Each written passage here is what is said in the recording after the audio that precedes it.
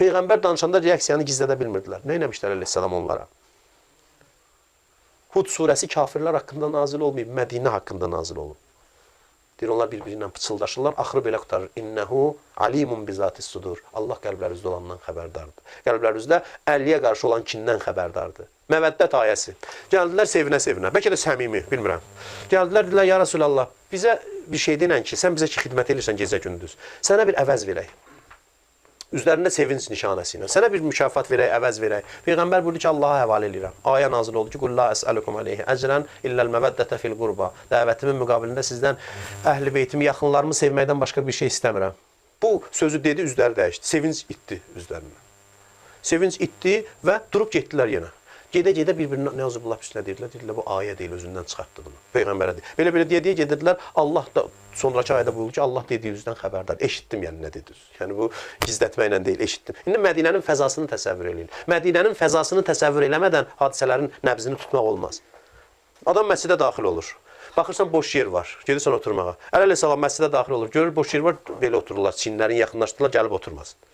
Yəni təsəvvür edin qəribliyin. Məscidə yer vermirlər oturmağa bu adama. Peyğəmbər baxır, ağlayır orada. Neçə yerdə. Peyğəmbər orada ağlayır, deyir, mənim gözümün qabağında belədirsə, sonra nə olacaq yəni. Onlar məsciddə o qədər kinlidirlər ki, yer vermirlər. Hədisdə var, əleyhissalam getdi, dedi ki, ya Rasulallah, dua eləyin ki, bunlar məni biraz çox istəsinlər, çox düşmənçilik eləyirlər mənlə. Yəni bu qədər olmaz. Hətta əhl-i sünnət Qədr-Xumu necə təfsir eləyir? Qoyaq şiəli qırağa, deyir ki, əleyhissalama qarşı düşmənçilik var da, Peyğəmbər Qədr-Xumda dedi ki, məni sevən bunu da sevsin. Tutaq ki, yaxşı, niyə bu düşmənçilik var da? Niyə? Nəuzubillah, əstəğfirullah, əstəğfirullah, 100 dəfə əstəğfirullah. Bəzi adamlar var, deyirlər, hamının ondan xoşu gəlmir. Əleyhissalam belə bir vəziyyətdə gəlib düşmüşdü cəmiyyətdə. Əleyhissalam belə bir vəziyyətdə gəlib düşmüşdü. Bir dənə də misal deyim. Tutaq ki, cümə günüdür, məscidə gəlmirsən. Çevirə-çevirə dayanıb söhbət edir adamlar da, quruq-quruq, çevirə-çevirə. Əleyhissalam gəlib məscidə yaxınlaşır bir dəstə, üzlərini turşutub, danışdığı sözü saxlayırdılar, danışmasınlar. Bir adam gələrək xoşun gəlməz, ona bildirərsən ki, niyə dayanmırsan, burada bizim söhbətimiz var. Dayanırdılar, saxlayırdılar. Ora yaxınlaşırdı, saxlayırdılar. Və bu hadisə mötəbər hadisədir.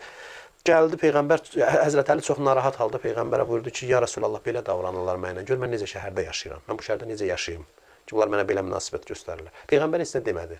Ayə nazil oldu. Bu ayə burada nazil oldu. İnnellezina amenu və amilus salihat seyec'allahumur rahmanu vudda. İman gətirib yaxşı işlər görənlərin qəlbinə Allah məhəbbət daxil eləyir.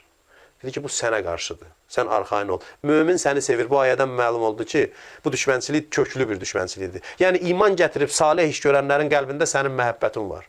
Nə qədər də bunların sayı çox olsa, sən narahat olma, sənin mömin sənə nifrət eləməz. Bunların özündə ciddi xəstəliyi var ki, sənə qarşıdırlar bunlar. Möminin qəlbində sənə qarşı məhəbbət var. Yəni arxayın ol, aram ol. Bunlar niyə sevmirlər? Niyə sevmirlər? Yox, niyə düşmənçilik eləyirlər? Niyə təhqir eləyirlər? Niyə dava eləyirlər? Bu barədə görüm də imkan olduqca dərslərdə danışarıq.